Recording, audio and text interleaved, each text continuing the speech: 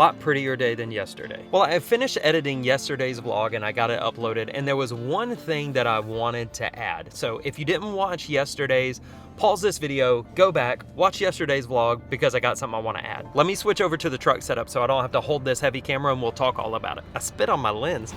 Okay, this is a whole lot better than holding that gigantic camera. I feel like that there are a couple of things that I really need to clear up about yesterday's vlog. I remember once, maybe even 2 or 3 times, making a statement about God showing up and then God not showing up, or God intervening, or this would be a good time for God to intervene, and he didn't. If you know the story that we were talking about, the story of Shadrach, Meshach, and Abednego, if you know that story at all, you know that God pulls through in a huge way. That's the story where the 4th man is walking. He's right in the midst of the fire with the boys. They didn't get burned up. They didn't get overcome. But the fact still remains that he didn't pull the circumstances. He didn't pull the pressure away from the boys, but he did intervene. And I just wanted to clear that up because I feel like I think if you want to misinterpret and you want to misconstrue the point that I'm trying to get across, it's really easy to do.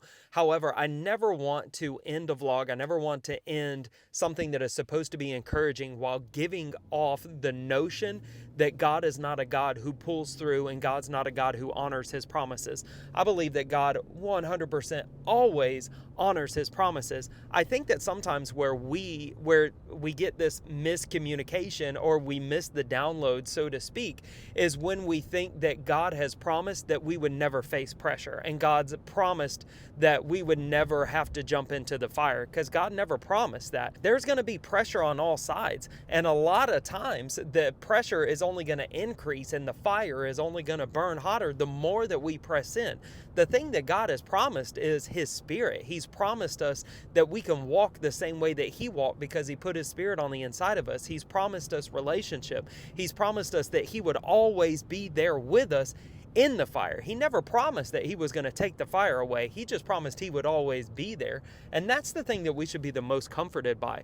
So I said all that to say, I'm sorry if I gave you any kind of sorry if I indicated at all that I feel like that God didn't pull through in that situation, or if I made God look bad, which I don't think you can make God look bad. He's God, and he did what he did. However, I just wanted to clear that up because God did pull through, and he pulled through in a big way. So taking that a little bit further, in my quiet time this morning, I was rereading through that story because I know it well enough to kind of tell the story, but I wanted to just read through all of it and just take my time reading through it. And at the end of Daniel chapter 3, I came across this statement that I've probably read it before, but man, did it jump out. It says that after Shadrach, Meshach, and Abednego were pulled out of the fire, and the king, it says that all governors and rulers from all around, it said they came to see these 3 boys. And then it makes this statement, these boys of whom the fire had no power. Okay, I'm at a red light real quick. And the princes, governors, and captains, and the king's counselors, being gathered together, saw these men upon whose body the fire had no power. Dude, that to me is so gangster. That is so bad. You just have to really think about that for yourself and put yourself in that situation to where you have this king who's telling you that you can't serve the God, that you better bow down to a different God. And you're saying, you can kill me if you want, but I'm not bowing down to anybody but my God. The amount of love that you see there, the amount of admiration to your God, that I wouldn't dare bow down to anybody else. And he says, well, I got this fire. I'm going to make this fire even hotter. And they said, throw us in. Who cares?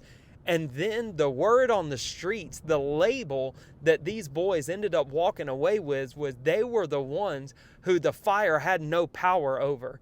And it's just, man, I'm really overwhelmed, and I feel like I have so much to say and I have no idea how to say it all. We miss so many testimonies because we're afraid to walk in the fire. Man, Jesus is king.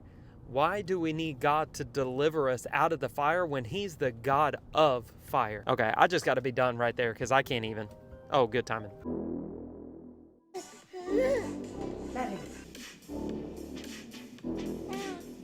Are you ready? 1, 2. Whoa. Whoa. 2.